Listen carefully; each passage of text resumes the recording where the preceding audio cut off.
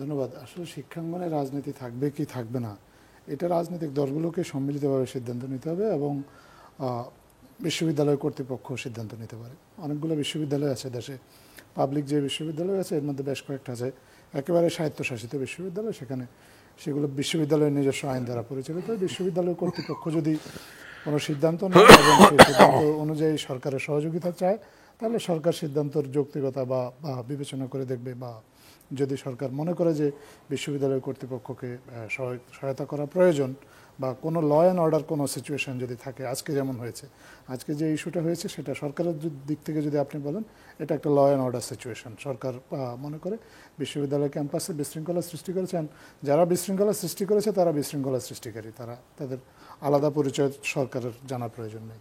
তেমনি একইভাবে রাজনীতির নামে অন্যান্য শিক্ষাঙ্গনেও কেউ যদি বিশৃঙ্খলা সৃষ্টি করে, তাহলে তার পরিচয় বিশৃঙ্খলা সৃষ্টিকারী হবে। রাজনীতি করতে এখন পর্যন্ত শিক্ষাঙ্গনে বা কোথাও কারো বাংলাদেশে কোনো জায়গায় কারো কোনো বাধা নেই।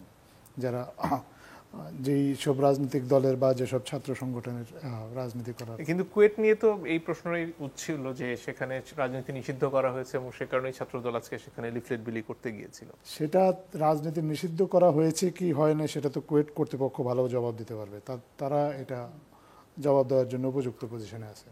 কিন্তু সরকারের পক্ষ থেকে তো কোনো প্রতিষ্ঠানে এখন পর্যন্ত রাজনীতি নিষিদ্ধ করা হয়নি। এবং রাজনীতি যদি কোনো সাধারণ ছাত্র যদি রাজনীতি না চায়, তার সেই চাওয়ার অধিকারটাও আছে।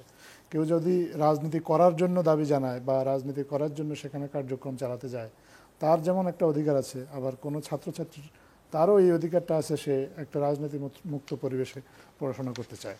তো এটা সবাই তো তার যার যার নিজস্ব অধিকার প্রয়োগ করার চেষ্টা করবে। সরকারের দেখার বিষয় হচ্ছে যে এই অধিকার প্রয়োগ করতে গিয়ে কেউ কোনো বাড়াবাড়ি করছে কিনা বা অন্যের জন্য হুমকি হয়ে দাঁড়াচ্ছে কিনা, এই বিষয়গুলো সরকার এগুলোকে সেভাবেই হ্যান্ডেল করবে। জি, একটু জাতীয় ঐক্যমত্যের জন্য যে কমিশন গঠন করা হয়েছে সেটার প্রসঙ্গে আসতে চাই। এখানে স্পষ্টতই কিছু কিছু মেরুকরণ দেখা যাচ্ছে রাজনীতিতে। সেখানে বিএনপির একটা অবস্থান, জামাত ইসলামের একটা অবস্থান, এবং এর বাইরে অন্যান্য যে দলগুলো রয়েছে তাদেরকেও দুটো শিবিরে তাদের মতো করে টানার এক ধরনের চেষ্টা রয়েছে। ছাত্রদের নতুন রাজনৈতিক দল আসছে। এইখানে যেহেতু নির্বাচন কেন্দ্রিক সমীকরণ গোছানোর জন্য দলগুলো ব্যস্ত হচ্ছে, এই অবস্থায় আসলে যে সংস্কার নিয়ে এতদিন ধরে সংস্কার কমিশনগুলো কাজ করেছেন, এখন ঐক্যমত্যের কমিশন হয়েছে, তাদের সামনে আসলে চ্যালেঞ্জগুলো কি? তাদের সামনে তো একটা চ্যালেঞ্জ হচ্ছে যে গুরুত্বপূর্ণ যে ইস্যুগুলো, যেগুলো আমাদের একটা অবাধ এবং নিরপেক্ষ নির্বাচন, যেটা আমাদের সবার আসলে সবচেয়ে বড় লক্ষ্য বা চাহিদাও বলতে পারেন, সেইটা নিশ্চিত করার জন্য আপনার যে মৌলিক যে পরিবর্তনগুলো আছে, এই মৌলিক পরিবর্তনগুলোতে যাতে সবাই একমত হয়, তাদেরকে সবাইকে একমত করানো এবং সবাইকে নিয়ে একসাথে এগিয়ে যাওয়া, এটা হচ্ছে তাদের সবচেয়ে বড় চ্যালেঞ্জ আমি মনে করি।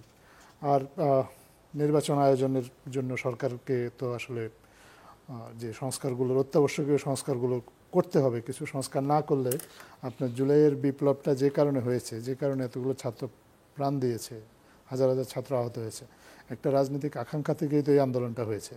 শুধুমাত্র স্বৈরাচারকে হটিয়ে দেওয়াটাই এই ওই আন্দোলনের একমাত্র লক্ষ্য ছিল না। স্বৈরাচারকে হটিয়ে এমন একটা ব্যবস্থা প্রতিষ্ঠা করা, যে ব্যবস্থার ফলে দেশে আর বারবার রাজনৈতিক সংকট আসবে না, দেশের কোনো মানুষ তার অধিকার চর্চায় কোনো বাধা বিপত্তি পাবে না। এইগুলোই তো মৌলিক আকাঙ্ক্ষা ছিল।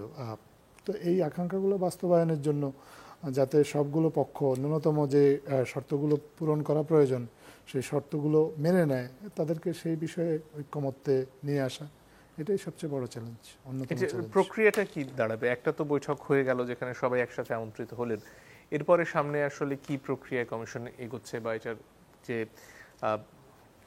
একটা মৌলিক জায়গায় এক হওয়ার জন্য যে চেষ্টা, সেটার জন্য কি সব ক্ষেত্রেই প্রধান উপদেষ্টা সহ বৈঠক হচ্ছে, নাকি অন্যান্যভাবেও এই বৈঠকগুলো আয়োজিত হবে? না, সবসময় যে প্রধান উপদেষ্টা এই বৈঠকে থাকবেন এরকম না। ঐক্যমত্য একটা কমিশন হয়েছেন, সেই কমিশনে যারা সংস্কার কমিশনগুলো ছিল, সেই কমিশনের প্রধানরাই মূলত এই কমিশনে আছেন। ওনারা আছেন, একজন বিশেষ সহকারী নিয়োগ দেওয়া হয়েছেন, যিনি আসলে মূলত রাজনৈতিক দলগুলোর সাথে যোগাযোগের কাজটা করবেন। এবং রাজনৈতিক দলগুলোর সাথে পৃথক পৃথক বৈঠক হবে, একটা গুচ্ছ আকারেও বৈঠক হতে পারে, বা আপনার একসাথে সবাইকে নিয়েও আবার আরও কয়েকটি বৈঠক হতে পারে। এটা আসলে কমিশনটা তো স্বতন্ত্রভাবে কাজ করবে, তারা আসলে ঠিক করবে তাদের কর্মপদ্ধতি কখন কোন ভিত্তিতে হবে। তবে মূল লক্ষ্যটা কিন্তু হচ্ছে আসলে একটা ঐক্যমত্য প্রতিষ্ঠা করা ন্যূনতম প্রয়োজনীয় বিষয়গুলোতে সংস্কারের, এবং সেটা করার জন্য যদি প্রয়োজন হয় আলাদাভাবে বসার আলাদাভাবে বসবে।